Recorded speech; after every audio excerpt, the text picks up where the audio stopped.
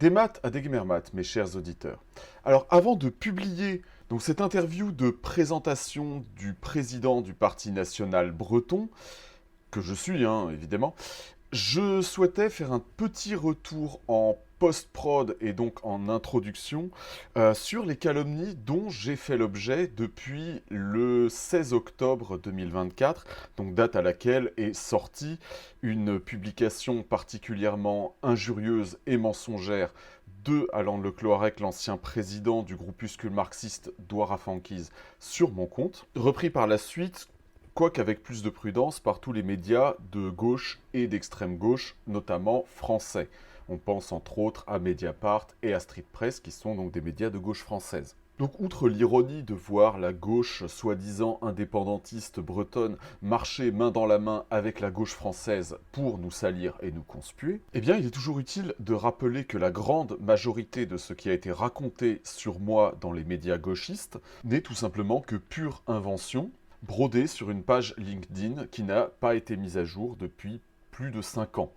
Ainsi, comme j'ai été informaticien, eh bien, j'aurai les compétences techniques pour mettre en place le site internet de démocratie participative. Sauf qu'en réalité, je n'étais ni développeur ni admin web, puisque j'ai travaillé en tant qu'administrateur système. Et donc je ne sais pas, je n'ai pas les compétences pour coder ou maintenir un site internet. Mais comme ces gens ne connaissent rien à l'informatique, puisqu'ils vivent tous soit de métiers subventionnés, soit du chômage, eh bien ils croient qu'un informaticien est une espèce de magicien qui peut tout faire dès lors que ça a trait à des ordinateurs. Ce qui est, comme le sait tout professionnel de ce milieu, absolument faux. De plus, suprême ironie, cela fait maintenant près de 5 ans que je ne suis plus informaticien. Ensuite, comme je suis un breton de Paris, ce qui, pour le coup, est factuel, ma famille étant originaire de Vitré, mais je suis moi-même né à Paris, eh bien, on m'invente un passé dans l'ultra-droite française, avec d'énormes guillemets, qui n'est qu'une énorme affabulation qui ne repose sur rien. Alors pourquoi avoir inventé ça? Eh bien, tout simplement puisque, comme le Parti national breton est mon premier et seul engagement politique, eh bien, je n'ai aucun passif politique, aucun historique de militantisme dans des partis de droite française, puisque même à l'époque où je me prenais pour un Français, je faisais partie de ces abstentionnistes mécontents qui se défiaient par nature et par réflexe de la politique politicienne. Quant au reste des affabulations à mon sujet, je les démonte directement ou indirectement dans l'interview proprement dite. Alors pourquoi tous ces mensonges et toutes ces calomnies contre moi? Eh bien pour 2 raisons. La première, c'est qu'ils ne me connaissent pas. Ils ne savent rien de moi, puisque de fait, je n'ai pratiquement aucun passif politique. Donc, ils inventent, ils brodent, ils calomnient à partir du peu d'éléments qu'ils ont pu trouver sur Internet. Et encore, puisque même ce peu d'éléments, au final, est de leur part très largement extrapolé. La deuxième raison, c'est que je les gêne. En effet, le grossier tissu d'affabulation écrit par Alain Le Cloarec dans son média NHU faisait suite aux événements du 12 octobre après que son groupuscule marxiste Douar Afankiz ait juré ses grands dieux qu'il n'y avait pas d'antifa sur le cortège alors que tout le monde savait le contraire, et particulièrement à la lettre ouverte que je lui avais envoyée, qui, outre sa réaction extrêmement infantile, a conduit à la rédaction du torchon qui a été par la suite repris sans discussion ni réflexion par tous les médias de gauche française. Veuillez m'excuser pour cette longue introduction, je vous laisse avec l'interview en vidéo et vous souhaite bonne écoute.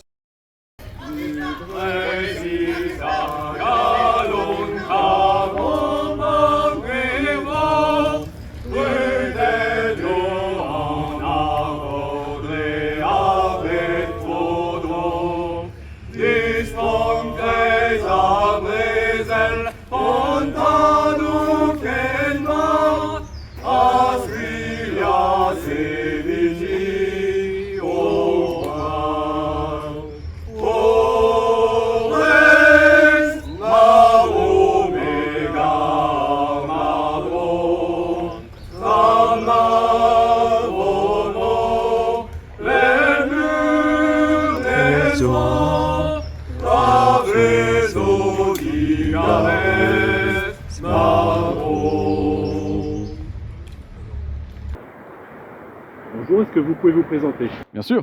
Je suis Erwan Pradier et je suis le président du Parti national breton.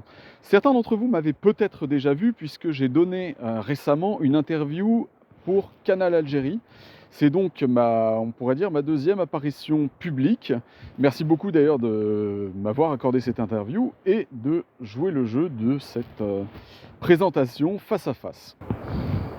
Est-ce que vous pouvez nous dire d'où vous venez exactement? Quel est un peu votre parcours? Bien sûr.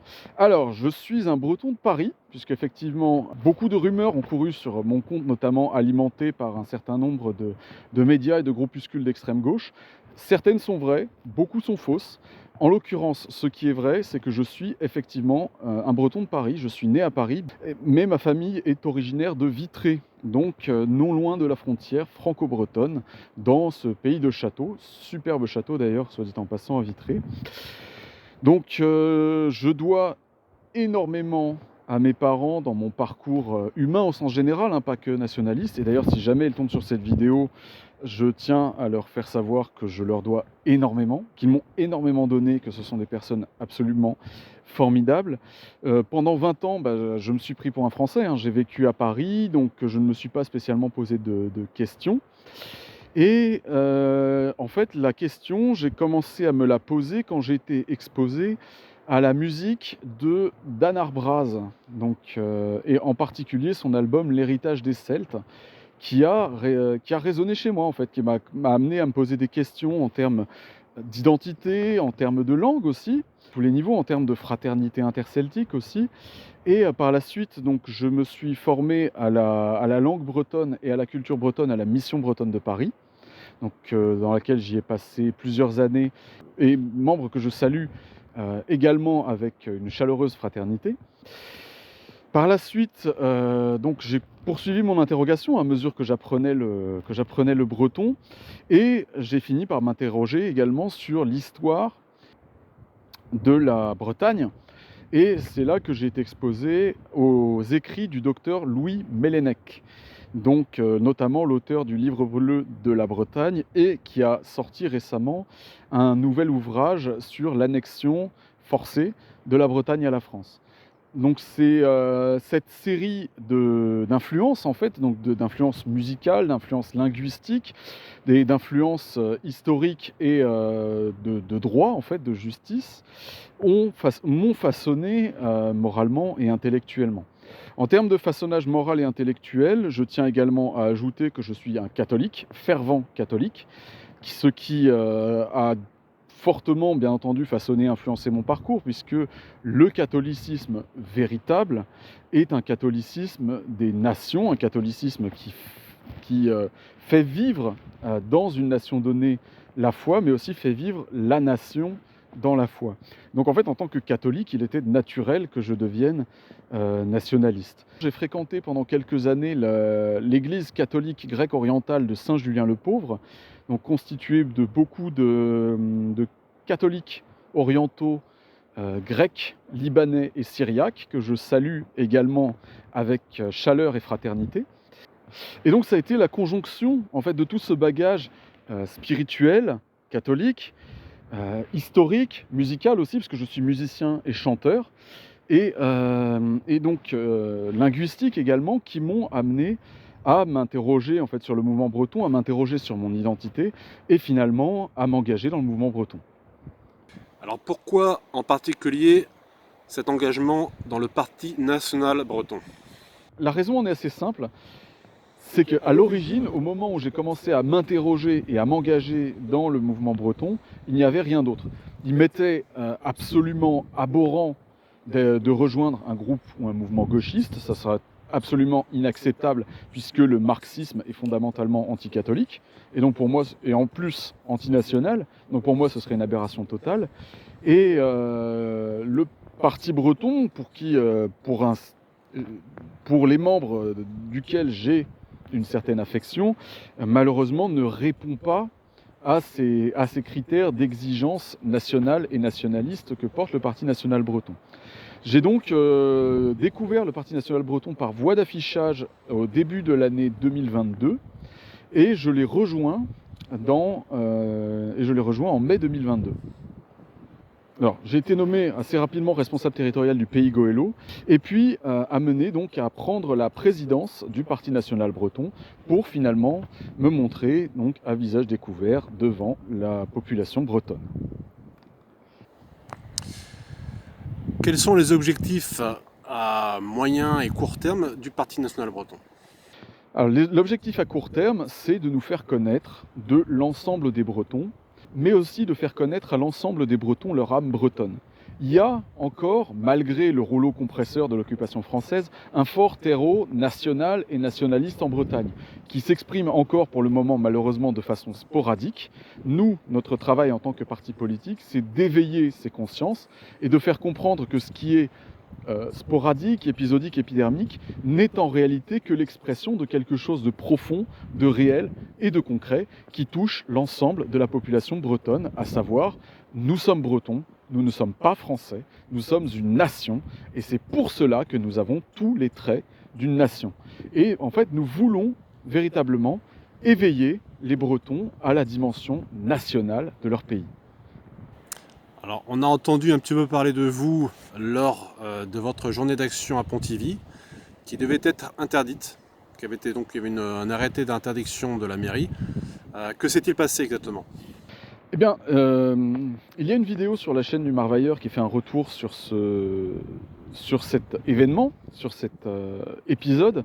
Ce qui s'est passé de manière succincte, c'est qu'effectivement une manifestation, ou en tout cas un rassemblement, a été déposé auprès des autorités compétentes, que celles-ci ont décidé dans un premier temps d'interdire tous les rassemblements, je dis bien tous les rassemblements, puisqu'il y avait également une contre-manifestation de gauche qui, elle, pour le coup, n'était pas déclarée, qui avait été appelée au même moment dans les réseaux sociaux.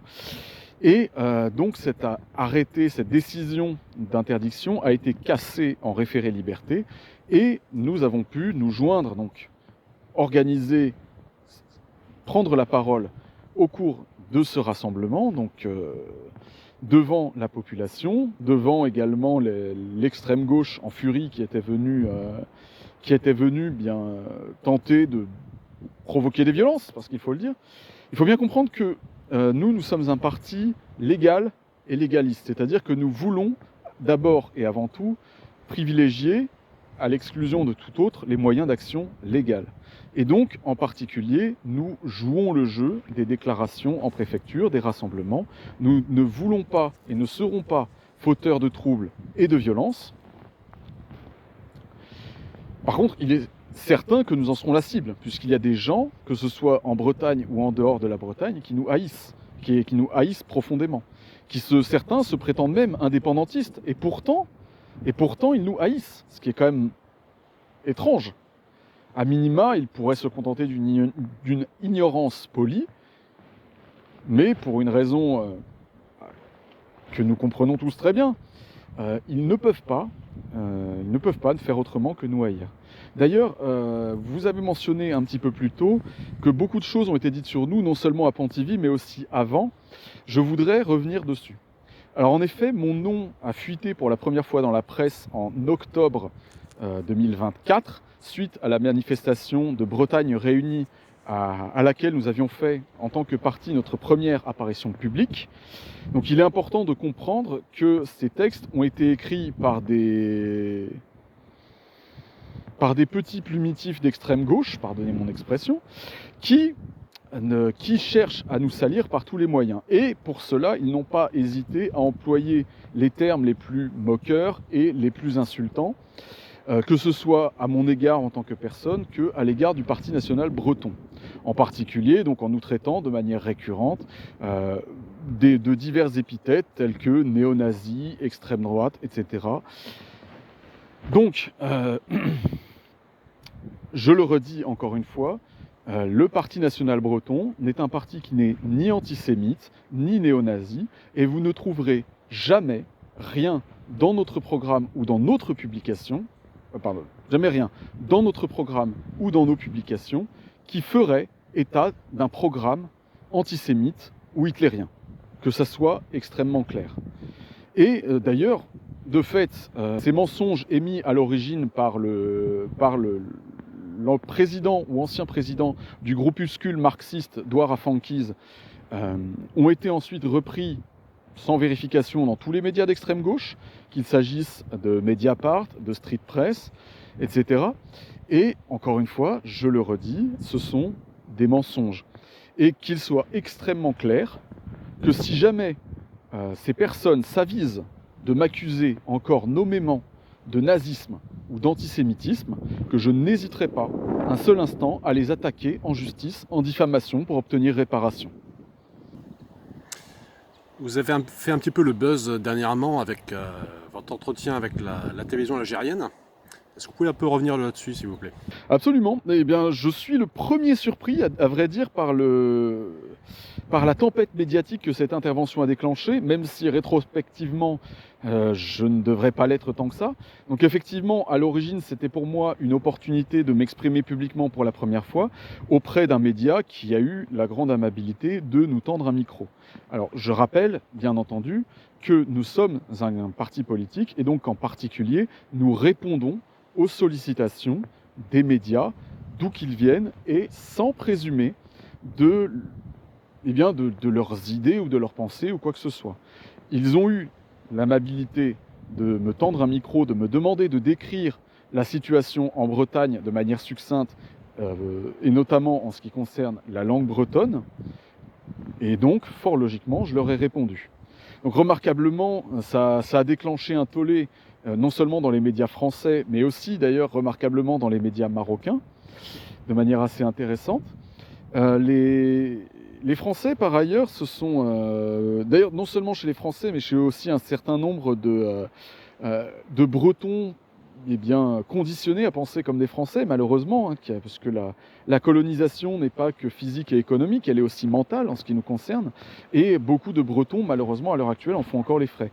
C'est pour ça qu'en fait, cette occasion de prendre le micro, de parler à visage découvert dans un média officiel, dans un média journalistique public, c'était une occasion que nous ne pouvions pas manquer. Et il est très clair que tout média qui souhaite nous interviewer de manière impartiale, qui souhaite nous tendre un micro pour entendre ce que nous avons à dire, nous interroger sur les sujets sur lesquels nous avons à parler, que ce soit Canal Algérie, que ce soit tout autre média, que ce soit la télévision d'État du Nigeria ou que sais-je encore, dans tous les cas, nous accepterons de répondre à ces sollicitations, puisque nous sommes, encore une fois, un parti politique d'action légale. Donc, comme je l'ai évoqué tout à l'heure, ce qui est assez remarquable, c'est la réaction très épidermique, autant de nombreux médias français, d'ailleurs des médias français qui sont traditionnellement plutôt classés centre-droit, remarquablement. L'extrême gauche est restée remarquablement silencieuse sur ce coup-là. Je pense notamment à 20 minutes et Atlantico qui n'ont pas hésité à sortir des articles qui étaient également assez largement diffamatoires sur nous. Donc voilà. Et ces médias, mais également, il y a eu également une réaction épidermique sur les réseaux sociaux de la part d'un certain nombre de nationalistes français, notamment de nationalistes français parfois assez bas du front, d'ailleurs, soit dit en passant, qui sont venus m'accuser un petit peu de tout et n'importe quoi, comme d'être un agent du globalisme. Imaginez un peu. Voilà, excusez-moi, rien que d'y repenser, ça me refait rire.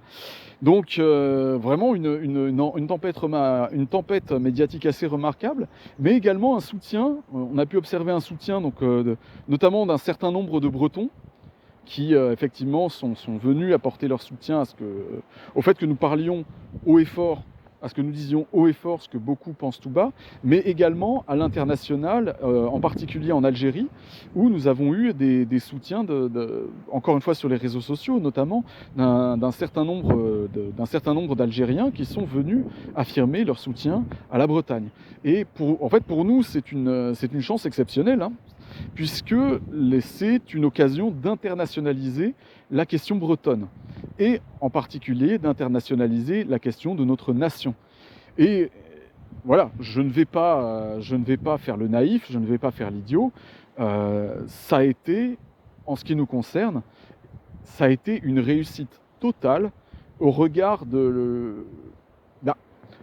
au regard d'une intervention qui n'a duré au final que quelques minutes. Sa médiatisation a été exceptionnelle. Et pour nous, donc nous en sommes évidemment, et moi en premier d'ailleurs, extrêmement satisfaits, puisque non seulement ça permet de faire connaître notre cause en Bretagne et à l'étranger, mais ça nous permet également, encore une fois, donc d'internationaliser cette question brûlante de la nation bretonne. Maintenant, en fait, l'État français ne peut plus simplement cacher la question bretonne.